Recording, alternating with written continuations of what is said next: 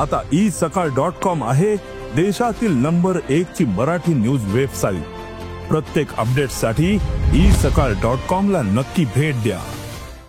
मनोज जरांगे पाटील यांनी फडणवीसांना अपशब्द वापरल्याचा धागा पकडत आता भाजपकडून आक्रमक भूमिका घेतली जात आहे। मनोज जरांगे पाटील मुंबईत आंदोलन करण्यावर ठाम आहेत आणि त्यानंतर आता फडणवीसांच्या समर्थनार्थ आणि मनोज जरांगे पाटील यांच्या विरोधात या ठिकाणी दादर परिसरात बॅनरबाजी आहे ती भाजपकडून करण्यात आलेली आहे।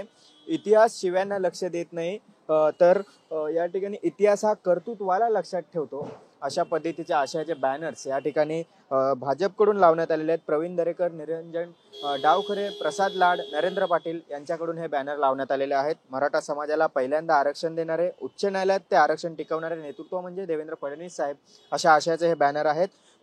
एकंदरीत मनोज जरांगे पाटील यांनी अपशब्द वापरल्यानंतर भाजपकडून जोरदार टीका होऊ लागलेली होती आणि जरांगे पाटलांच्या विरोधात एक वातावरण तयार करण्याचा प्रयत्न हा भाजपकडून सातत्याने केला जात होता आणि त्याचाच हा एक भाग आपण म्हणू शकतो।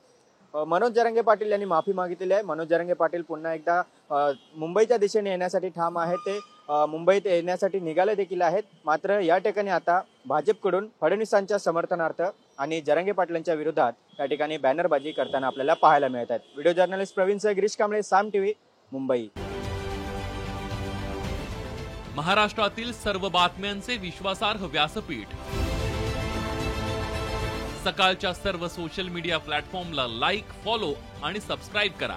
तसंच सर्व नोटिफिकेशनसाठी बेल आयकॉन प्रेस करायला विसरू नका।